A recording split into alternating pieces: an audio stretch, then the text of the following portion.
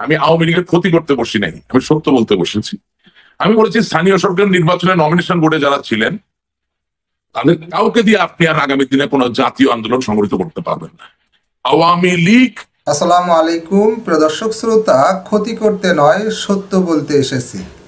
আওয়ামী লীগের এবার সত্য উদ্ঘাটন করে দিলেন আওয়ামী লীগ নেতা।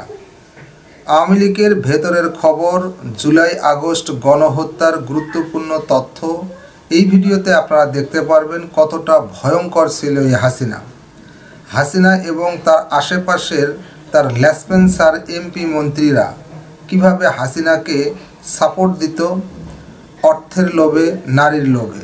চলুন ভিডিওতে বিস্তারিত দেখে আসি। আমি আওয়ামী লীগের ক্ষতি করতে বসি নাই, আমি সত্য বলতে বসেছি। আমি বলেছি স্থানীয় সরকার নির্বাচনে নমিনেশন বোর্ডে যারা ছিলেন তাদের কাউকে দিয়ে আপনি আর আগামী দিনে কোনো জাতীয় আন্দোলন সংগঠিত করতে পারবেন না।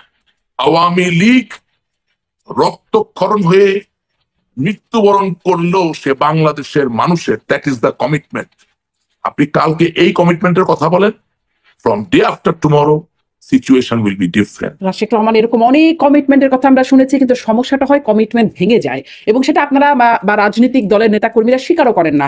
এখন আপনি অনেকটাই যদিও বলছেন যে সেই বিষয়টা হচ্ছে ছিলাম আছি থাকবো, ছিলেন তো, থাকার ফলেই তো এই সমস্যাটা হচ্ছে যে আমরাই আমাদের পায়ে কুড়াল মেরেছি।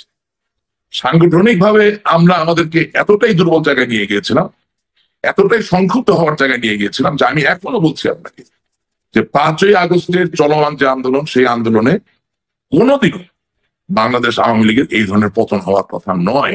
এই কারণেই কি সেই আপনি যেটি বলছিলেন যে আন্তরিকভাবে অংশগ্রহণ করে নাই, মোকাবেলা করা যায়নি, যার অন্যতম আপনি S Alam, D Alam, Z Alam, N Alam কত টাকা পাচার করছে আমি তো অ্যাকাউন্টেন্ট না, সেটা হিসাব করতে যাব না, কিন্তু আমি আওয়ামী লীগের একজন কর্মী হিসেবে বলবো উনি অর্থ পাচারকারী, ওনার বিচার করতে হবে। এই জায়গাটা কেন বলতে পারবো না?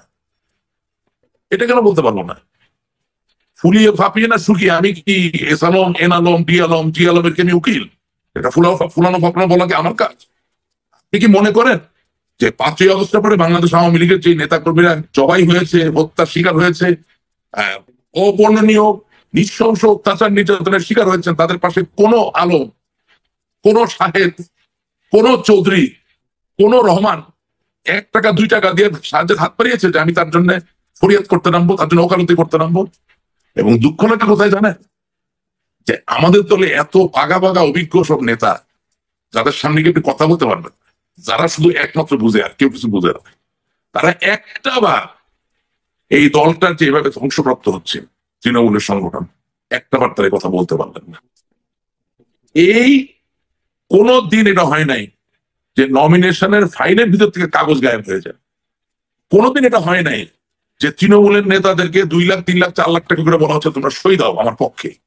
আপনি রাজনীতি রাখলেন, রাজনীতি থাকে, আপনি দেওয়ার রাজনীতি যদি প্রাপ্তির রাজনীতি করে ফেলেন জেনে শুনে, তাহলে যা হয় তাই হয়েছে।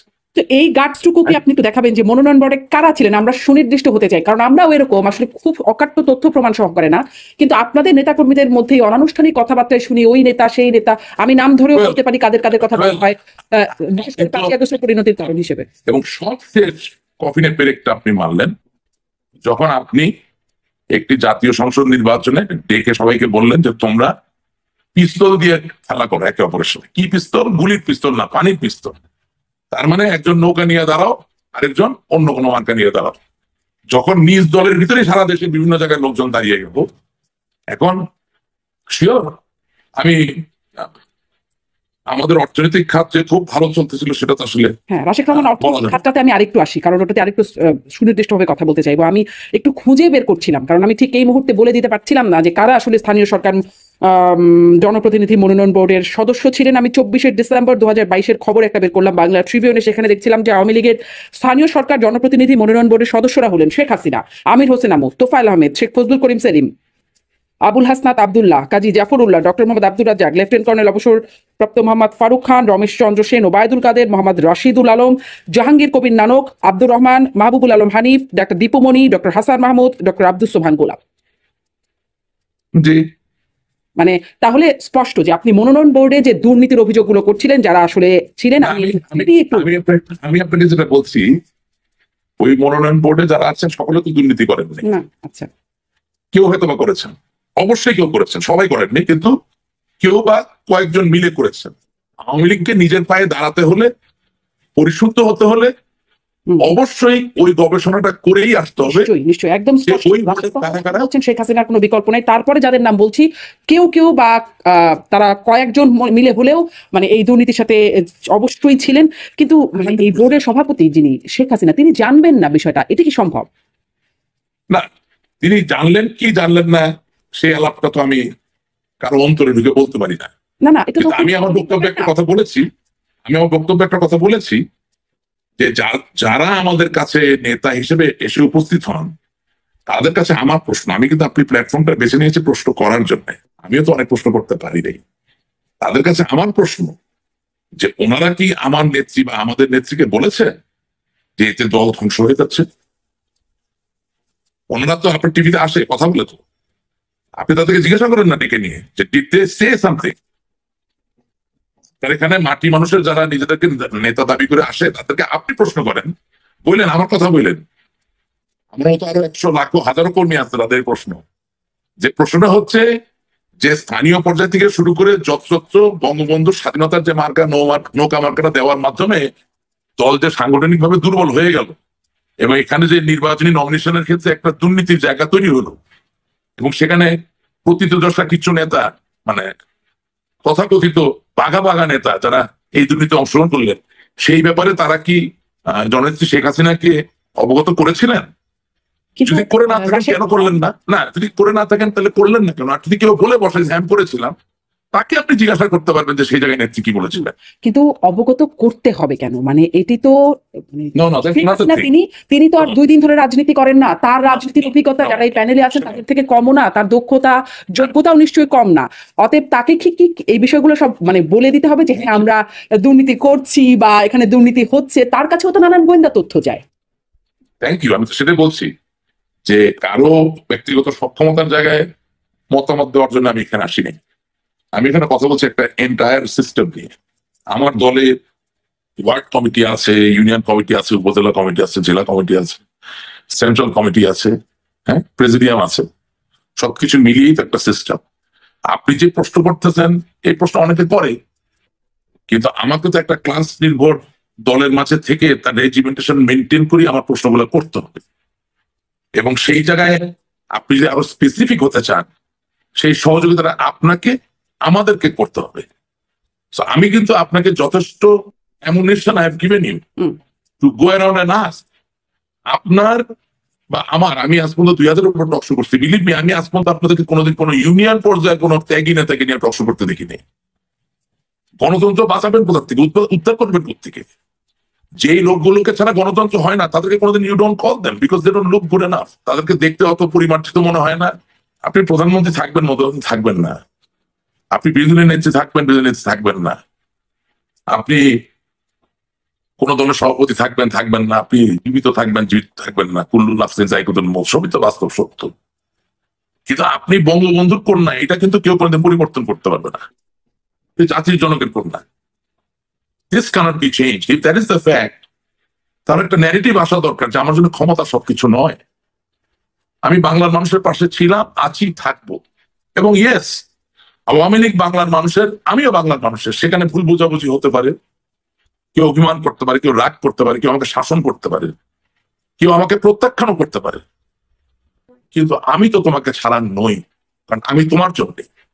আমি ভুল করে থাকি, আমার তুমি পরিত্যাগ করুন, আমি তোমার পাশে থাকতে চাই, আমি নিজেকে ইমপ্রুভ করতে চাই।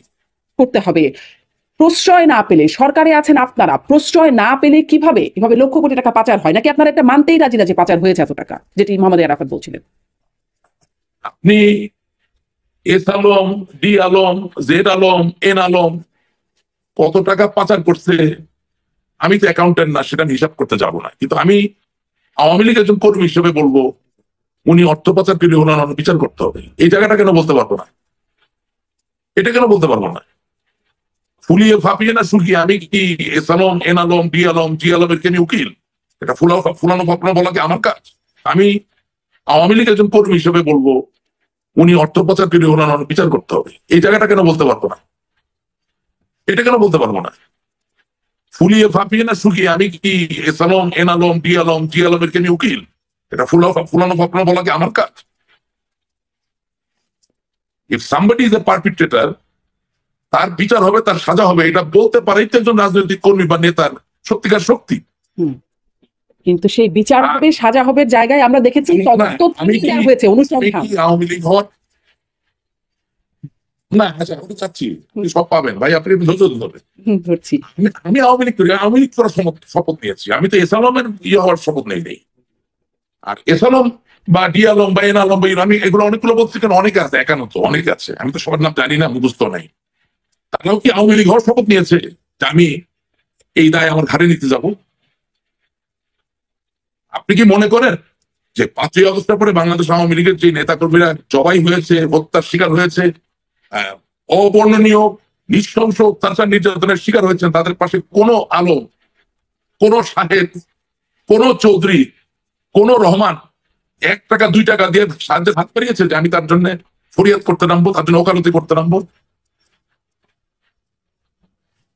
এমনকি যেই শত শত উল্লেখযোগ্য নেতারা আজকে বিপদগ্রস্ত অবস্থায় আছেন বাংলাদেশের বাইরে, বাংলাদেশের ভিতরে বিভিন্ন জায়গায়, তাদেরকেও সহযোগিতা করার জন্য তাদেরকে কোনো আমি তার ওকালতি নিচ্ছি?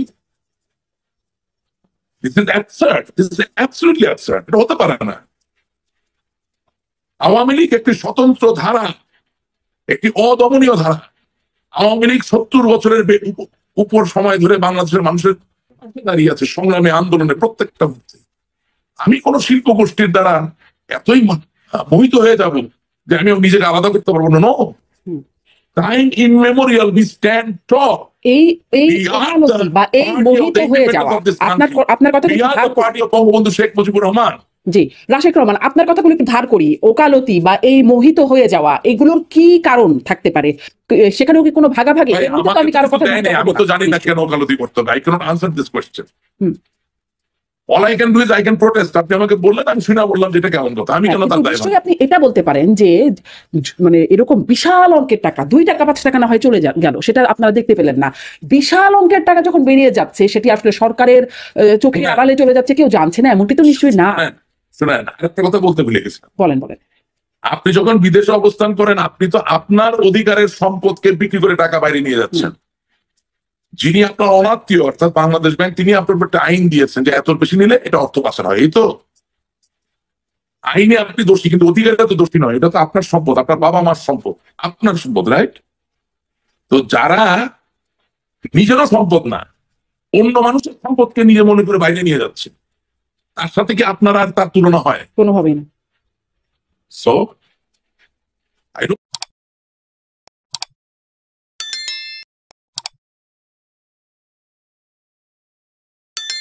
প্রিয় দর্শক শ্রোতা, এই বিষয়ে আপনার মতামত থাকলে লিখবেন। আজকে এই পর্যন্তই। আল্লাহ হাফেজ।